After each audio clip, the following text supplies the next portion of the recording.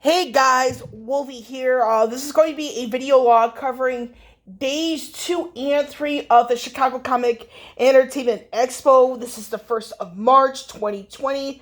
And like I said, the reason why I decided to do 2 was because there's a decent amount to go over in all honesty for both days. But I was a little tired from yesterday, and I actually went to bed quite early last night, so I really had no energy at all to do day 2 on its own. But I'm going to throw in day 2 and 3 in the same video, so hope you guys enjoy. But like I said, it's just a video log, just me talking, nothing spectacular. So regarding day 2, I actually left the house a little bit earlier than usual. Once I got to the stop that I usually get off on to get to the shuttle to get to the McCormick place where C2E2 was being held, it was not it was a short distance, between, I think it was a little bit of a short distance to the venue where I saw a car, and the car was totaled at the front. I mean, the driver appeared to be okay, but it appeared, from while I was looking at it, it appeared to be the car that got totaled in the front looks like it got rear-ended. And I wouldn't say it got rear-ended, it rear-ended somebody else. But the worrisome part here is that I don't even know where the other car was. None of the other passengers on the shuttle knew where the other car was. But I hope the driver from the accident from yesterday, I hope you're doing okay.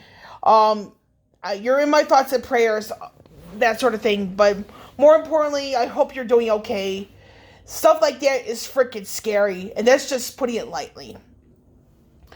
So, I really didn't do a whole lot yesterday. And that's by choice.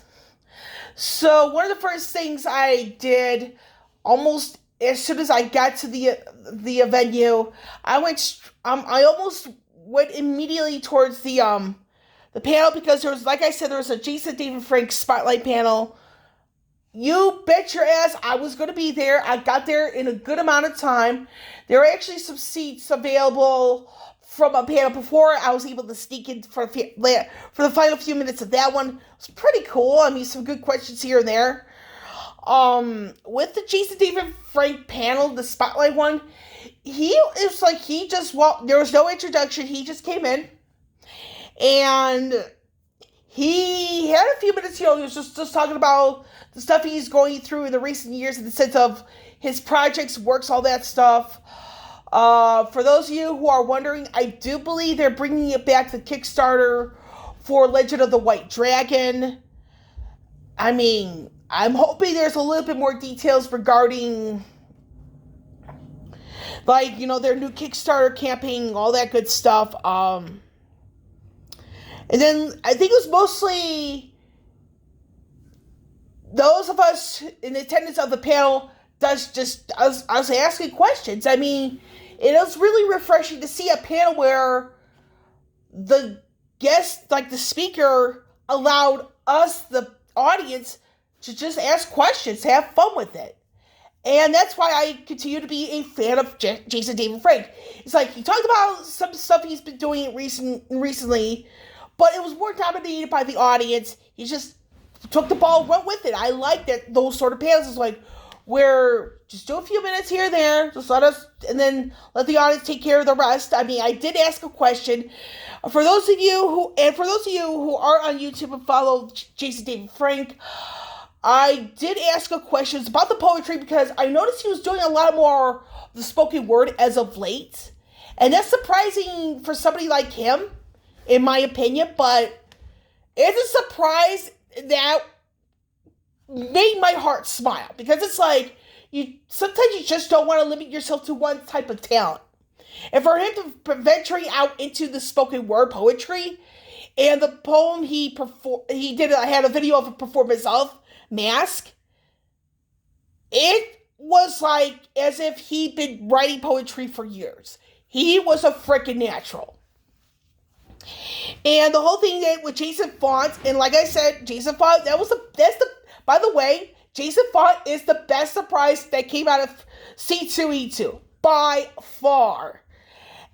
And the fact that he joined in a little bit, hey, like I said, it's like, it's like, it shows that JDF, he's a lot more selfless than people think he is. And that's freaking awesome. So, like, I didn't want to, like I said, I didn't want to do much yesterday. And after the panel was over with, I just sat down, relaxed a little bit. And I went to the line because I promised somebody I know in England, Carrie, whatever you want to call her. It's Carrie. I call her Carrie. So I promised Carrie in the UK I would get her a JDF autograph. I'm true to my word, I did. It was not the picture I wanted, but you know what? It's all gravy. For me, as long as I get her an autograph, I'm fine with that. I'm more than happy with that. I made some financial decisions where I decide, not to do this, not to do that. I'm happy with that because it's like, no, it's not so much knowing the financial aspect of it, but the reason why I decided to skip certain things in the end is because it's like knowing yourself. And I knew with my issue with my knee, because sometimes I cannot really stand for a longer period of time. So for me, it's just like I really couldn't, do a whole lot. I mean, fortunately, what helped me kill the time, there were 3 individuals that were immediately in front of me. It's just like, man, they were very relatable people. And I noticed one of them was like part of like the press that covered C2E2. She's freaking amazing.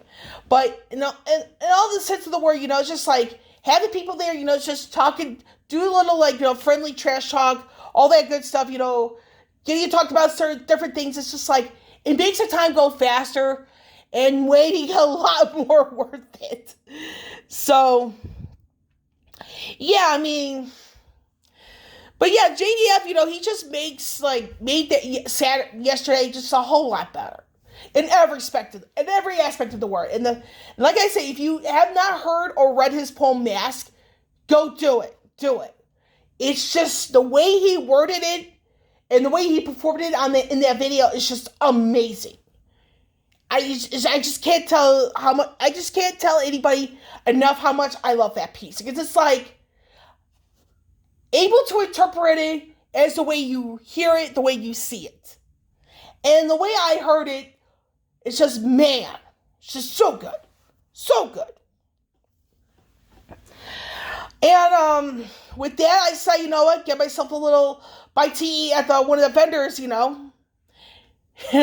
So I kind of broke the whole thing, trying not to eat from one of the vendors. I decided to grab myself something. It was worth it. Because in a way, it kind of helped me get some sleep, like last night, all that good stuff. So, day 3, which was today, I should say, I almost lost my Fitbit watch. Yeah, I'm one of those people who's like, I sometimes don't know or don't remember where I place things. And I actually left my house really late. And I decided, you know what, instead of getting off where I usually get off and either walk or take the shuttle, I got off at a spot that's closer to the train I actually take to get anywhere near it, grab the shuttle in another spot. And oddly enough, that was like a bizarre move on my end, because I had so much time on my hands. I actually went to grab a little bite to eat from Popeyes at the Ogilvy station, so help me kill a little time, all that good stuff. And the shuttle to the venue for today, it was just a couple of people. It was like about 2 people I spoke with, both male, and one of them was making enough puns. Let's just put it like that. But the puns were well timed. I was busting up laughing. I was eating. I'm trying not to laugh and eat at the same time. So I'm like, but the guy, the lad was funny. He had the good puns. I'm gonna say it like that. So I think the determining factor here is I missed my somebody I was planning on meeting. I missed her because it's I think part of it was due to bad signal, but I was close to I want to say it was like, I know it's like 2 something, where 2 something in the afternoon to be exact. I'm like, okay, let me get in line, because I was originally planning on getting Robbie Damon's autograph for myself today, but I think I was waiting there a little while longer than I anticipated. He hadn't really showed up, and my knee was starting to hurt. I was feeling a little some pressure in my knee, and I was feeling a bizarre sensation on the outer of my right thigh. So I'm like, and I actually limped out of that line. And I remember there were 2 others I was thinking about, like, who are already on the fence in the sense of getting autographs from. And more particular, Barbara Dunkelman and Miles Luna from the Rooster Teeth. So I went to their booths instead, because I know their lines were not as long. And I know they were both cheaper, so I'm like, you know what? I'm like, my knee was hurting, and my leg was feeling some degree of pressure. My knee and my thigh were like really feeling a bizarre pressure and all that stuff. I'm like, it wasn't worth it for me to wait in that line any longer. So with that in mind, I'm like, I'm more than happy to have gone to Barbara and Miles' booths instead, because it's about self-awareness and knowing certain things about my own medical issues. And Miles, I have a lot more respect for him as a person. And the reason why that I have a lot more respect is because it's like having empathy. It's like he empathized with the fact that, what I was going through with Robbie Damon's line, I'm like, what I had to force myself to do.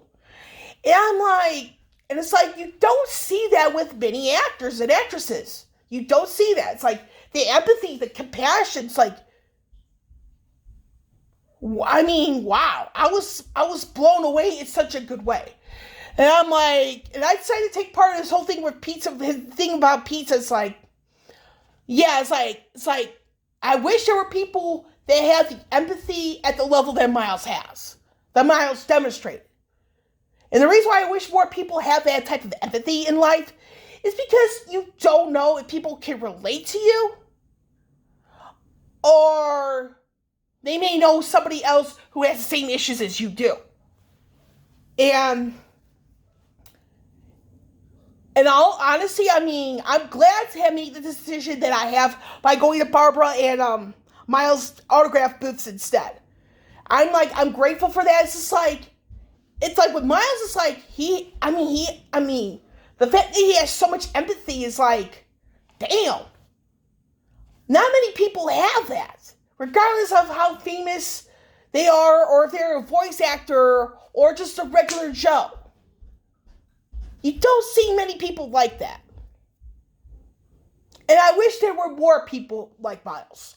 Honest to goodness. So, regarding Defo, I'm probably going to be making a pull video tonight. I'm going to post this one up right away. So, yeah.